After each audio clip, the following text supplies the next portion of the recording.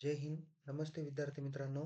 सावित्रीबाई फुले पुणे विद्यापीठाच्या TY BCom semester 6 2019 credit pattern मधील 365 E cost and works accounting second या विषयाच्या क्वेश्चन पेपरचा फॉर्मॅट आणि important question for study purpose आपण या व्हिडिओमध्ये बघणार आहोत. त्यामुळे परीक्षेला सामोरं जाण्यापूर्वी विद्यार्थ्यांनी हे व्हिडिओ काळजीपूर्वक बघा.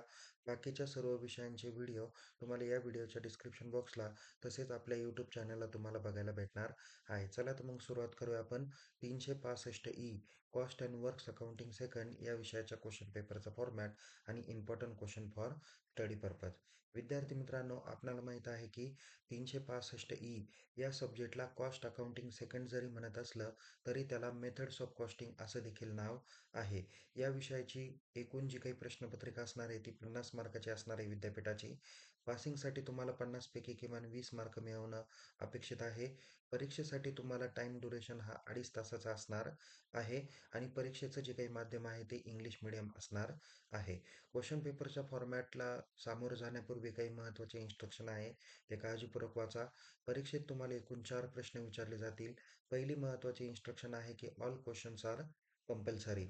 सेकंड इम्पॉर्टंट इन्स्ट्रक्शन आहे figures to right indicate full marks. Okay. उजव्या साईडचे तुम्हाला जे काही अंक दिसत आहे ते तुमचे मार्क्स डिनोटेड करणारे आहे. सो क्वेश्चन पेपरचा फॉर्मॅट पुढील पद्धतीने आहे. त्याच्यातला पहिला प्रश्न आहे क्वेश्चन नंबर 1A. हा मल्टिपल चॉईस क्वेश्चन किंवा फिल इन दी ब्लँक्स येणार आहे. यामध्ये टोटल 5 मार्कासाठीचा हा प्रश्न आहे. यामध्ये तुम्हाला 6 ते 7 MCQ दिले जातील. त्यापैकी कोणत्याही 5 सॉल्व्ह करायचे आहे. बट मी या ठिकाणी सांगेल 6 आउट ऑफ 6 तुम्ही सॉल्व्ह केलं तरी चालेल. कोणत्याही जे काही 5 बरोबर आहे त्या कन्सिडर केल्या जातील. क्वेश्चन नंबर 1B हा मॅच द फॉलोइंग पेअर्स आहे. त्याला देखील तुम्हाला 5 मार्क आहे. असे 5 आणि 5 टोटल 10 मार्क्स असणार आहे. ओके. सो विद्यार्थी मित्रांनो, या ठिकाणी क्वेश्चन नंबर 1 हा टोटल 10 मार्कासाठी असणार आहे. त्यानंतर क्वेश्चन नंबर 2 हा राईट शॉर्ट नोट्स आहे.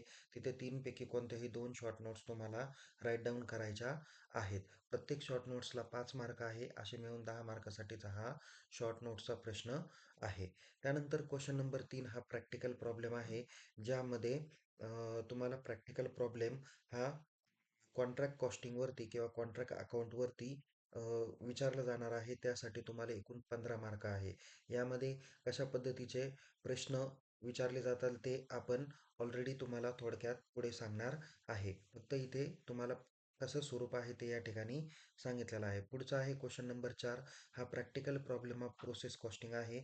ज्या ठिकाणी तुम्हाला 15 मार्क्स आहे. त्याला ऑर तुम्हाला प्रॅक्टिकल प्रॉब्लेम ऑफ सर्व्हिस कॉस्टिंगवरती विचारला जाणार आहे. म्हणजे ट्रान्सपोर्टेशन जे काही अकाउंटिंग आहे किंवा कॉस्टिंग आहे त्याबद्दल तुम्हाला प्रॅक्टिकल प्रॉब्लेम विचारला जातो. म्हणजे क्वेश्चन 4ला तुम्हाला ऑप्शन आहे एक तर प्रोसेस कॉस्टिंगवरती नाहीतर दुसरा सर्व्हिस कॉस्टिंगवरती. म्हणजे टोटल तुम्हाला ऑलरेडी 4 टॉपिक आहे. त्यापैकी chapter number 2nd, 3rd, 4th किंवा जे काही दाखवलेले आहे तर त्यामध्ये कॉन्ट्रॅक्ट कॉस्टिंग, प्रोसेस कॉस्टिंग आणि service costing related practical problem तुम्हाला विचारले जातात.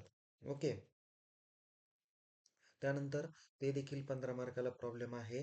असे मिळून तुम्हाला टोटल 50 मार्कासाठीचा हा क्वेश्चन पेपरचा फॉर्मॅट असणार आहे. आता आपण क्वेश्चन नंबर 2nd मध्ये शॉर्ट नोट्स कोणत्या विचारले जातील, क्वेश्चन 3 आणि क्वेश्चन 4 कडे आपण माहिती पाहूया. क्वेश्चन नंबर 2nd हा राईट शॉर्ट नोट्स आहे. 10 मार्कासाठी आहे. यापैकी इथे मी तुम्हाला जवळजवळ 15 शॉर्ट नोट्स दिलेले आहे. यापैकी कोणत्याही 3 शॉर्ट नोट्स तुम्हाला परीक्षेला विचारले जाणार म्हणजे जाणारच आहे. पहिली महत्त्वाची शॉर्ट नोट्स आहे इस्क्लेशन क्लॉज. ओके. ज्या इस्क्लेशन क्लॉज किंवा इम्पॉर्टन्स ऑफ इस्क्लेशन क्लॉज अशा पद्धतीचा हा प्रश्न महत्त्वाचा आहे. ह्या कॉन्ट्रॅक्ट कॉस्टिंग रिलेटेड काही महत्त्वाच्या कन्सेप्ट आहे. त्यापैकी ही इस्क्लेशन क्लॉज ही एक महत्त्वाची कन्सेप्ट आहे. किंवा कधी या शॉर्ट नोट्सला असं पण विचारलं जातं इस्क्लेशन क्लॉज इन कॉन्ट्रॅक्ट कॉस्टिंग. दोन्हींचं उत्तर जवळजवळ सेमच आहे. पुढं प्रोसेस कॉस्टिंग रिलेटेड आहे. एक तर नुसतं तुम्हाला प्रोसेस कॉस्टिंग म्हणून शॉर्ट नोट्स येईल किंवा नीड फॉर प्रोसेस कॉस्टिंग असा पण शॉर्ट नोट्स येईल. पुढे तुम्हाला ॲप्लिकेशन, त्याचे ऑब्जेक्टिव्ह, त्याचे फीचर्स असे पण काही प्रश्न विचारले जातील. नुसतं प्रोसेस कॉस्टिंग म्हटलं तुम्ही त्याच्यात ॲप्लिकेशन, फीचर्स, ॲडव्हान्टेजेस, लिमिटेशन, त्याची डेफिनेशन सगळं लिहू शकता. पुढचे आहे महत्त्वाचे शॉर्ट नोट्स ते आहे कॉस्ट अकाउंटिंग स्टँडर्ड 13 जो आहे cost for service cost centre. Okay. या पद्धतीची ही महत्त्वाची शॉर्ट नोट्स आहे. पुढे आहे कॉन्ट्रॅक्ट कॉस्टिंग. पुढे आहे सर्व्हिस कॉस्टिंग किंवा इम्पॉर्टन्स ऑफ सर्व्हिस कॉस्टिंग.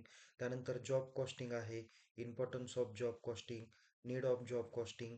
नंतर पुढचे अत्यंत महत्त्वाचे आहे joint product or by product. Okay, या दोघांपैकी एक तरी शॉर्ट नोट्स आहे. नंतर ॲबनॉर्मल लॉस किंवा नॉर्मल अँड अबनॉर्मल लॉस जो प्रोसेस कॉस्टिंग रिलेटेड असतो ती माहिती या ठिकाणी आहे. पुढे आहे 11 नंबर, यापैकी कोणताही एखादा प्रश्न विचारला जाऊ शकतो, ते म्हणजे ॲप्लिकेशन ऑफ सर्व्हिस कॉस्टिंग किंवा जॉब कॉस्टिंग किंवा कॉन्ट्रॅक्ट कॉस्टिंग किंवा प्रोसेस कॉस्टिंग यापैकी एखादी शॉर्ट नोट्स विचारली जाऊ शकते. पुढचं 12 नंबर आहे batch costing. Okay, chapter number 1 related जे काही मेथड्स ऑफ कॉस्टिंग दिलेले आहे त्याच्यापैकी हा एक बॅच कॉस्टिंग महत्त्वाचा भाग आहे. पुढे कॉन्ट्रॅक्ट कॉस्टिंग रिलेटेड काही महत्त्वाच्या कन्सेप्ट आहे. त्यापैकी वर्क सर्टिफाईड, वर्क अनसर्टिफाईड आहे, रिटेन्शन मनी ज्याला धारणा पैसा असं आपण म्हणतो. नंतर आहे कॉस्ट प्लस कॉन्ट्रॅक्ट. नंतर आहे वर्क इन प्रोग्रेस. याच्यापैकी कोणते तरी शॉर्ट नोट्स विचारले जातील किंवा प्रॉफिट ऑन इनकम्प्लीट कॉन्ट्रॅक्ट हा पण एक महत्त्वाचा शॉर्ट नोट्सचा प्रकार आहे. पुढे आहे CAS 19 जॉईंट कॉस्ट. आता इथे तुम्हाला बघा CAS 13 दाखवलेलं आहे, CAS 19 दाखवलं आहे. यातील काही जे काही गोष्टी आहे त्या तुम्हाला मॅच दी पेअर्समध्ये पण विचारल्या जाऊ शकतात.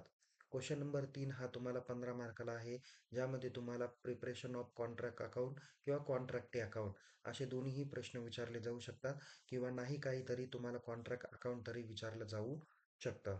त्यानंतर क्वेश्चन नंबर 4 आहे 15 मार्कासाठीचा, जो प्रिपरेशन ऑफ प्रोसेस अकाउंटिंग आहे. त्याला प्रश्न विचारला जातो, you are required to prepare process account showing the cost per ton of output in each process. मग तुम्हाला process A, process B, process C अशा काही प्रोसेस दिल्या जातील. त्यापैकी कोणतीही प्रोसेस तुम्हाला राईट डाऊन करावी लागू शकते. त्यानंतर त्याला ऑर प्रश्न आहे, calculate the cost per running kilometre.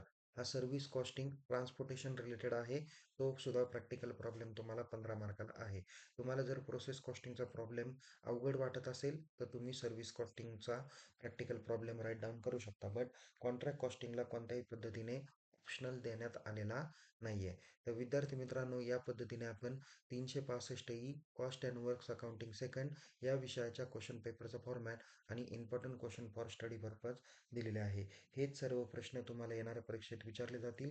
He definitely महत्त्वाची व्हिडिओ आहे. त्यामुळे काळजीपूर्वक बघा.